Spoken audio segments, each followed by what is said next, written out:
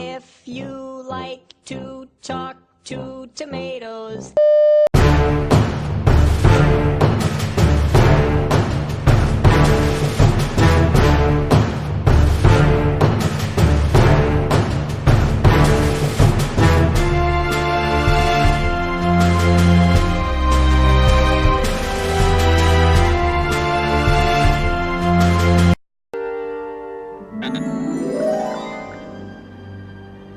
Hello there.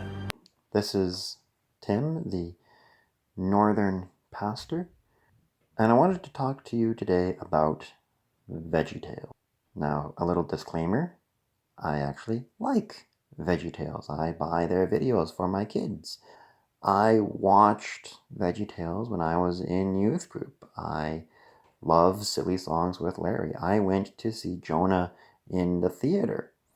And sometimes these Veggie Tales videos actually make me think a little bit.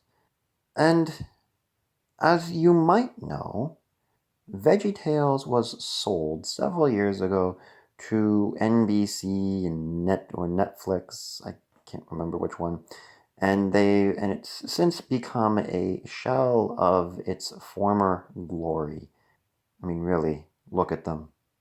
Also, there's this story where Veach, the creator of Veggie Tales, says that he regrets that he never taught Christianity during the run of Veggie Tales. He says that he realized that he was trying to teach kids Christian values without ever teaching them Christianity.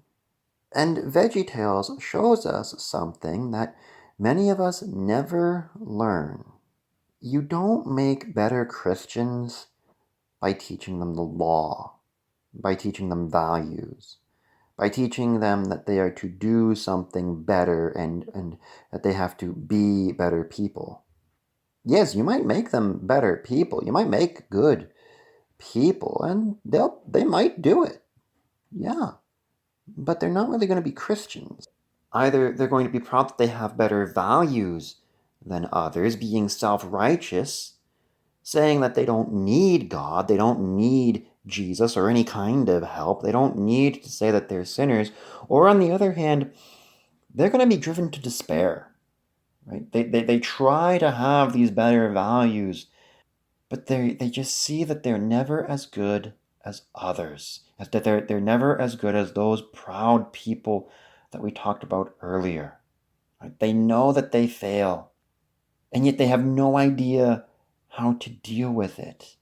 That God has given to them the promise of forgiveness, that God has made available to them the forgiveness of sins through the death of his Son.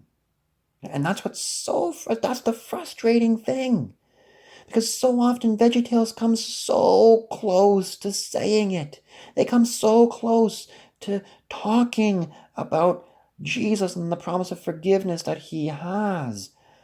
Right? You've got Abe and the Amazing Promise, such a great opportunity to talk about the promise of the Messiah in the Old Testament, and yet they don't do it. Or you have Beauty and the Beat, another great chance to talk about God's love for unlovable sinners through Jesus and his death on the cross. Multiple times in the movie, they set it up so many times, and they don't say it. They don't talk about it. So many times watching these videos, I get so frustrated that they come right up to the doorstep of Jesus, but then they pass every opportunity by. I love those moments. I like to wave at them as they pass by. Now, having said all this, I do want to say that, it's not really all total misses. Not in my book, anyway. One example is Josh and the Big Wall.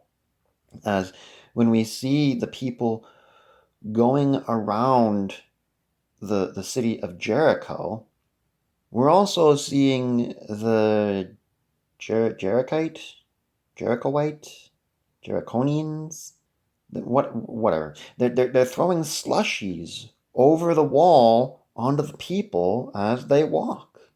Now, we're not told that this happened in the Bible, but to me, it makes some sense.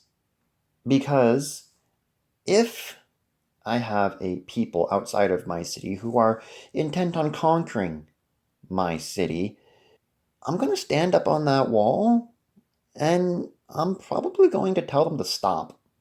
And I'm going to threaten them. I may mock them, humiliate them. Then I'm going to start shooting at them. And that image, the people of God following the ark of God, as the arrows are falling down, the people knowing only that God is leading them, that's faith. That's walking by faith and not by sight. Sight says that these people are going to be massacred, but faith trusts that God is fighting for them. Faith trusts in that unseen promise that He is going to tear down the walls through this act of walking around the city. Faith trusts in that unseen promise that God fights for you, and He'll win. And He'll beat every arrow that is thrown against you, and He will answer for every single arrow with His justice. Faith is trusting in that unseen promise of God that He is bringing a city. It's trusting in that promise that God is preparing an eternal city for the people of Israel and also for us by taking all of the arrows of sin, death, and the devil into the flesh of Christ, His Son. As the book of Hebrews says, by faith the walls of Jericho fell down after they had been encircled for 7 days. Now, I know that it might be difficult to make that link in the show.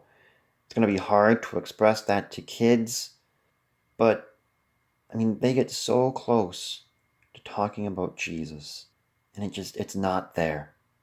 And I know that it can be done with Joshua and Jericho. And it's too bad that Veach couldn't have gotten to do it himself. Thank you so much for watching. God bless you all. Catch you in the next one. Bye-bye.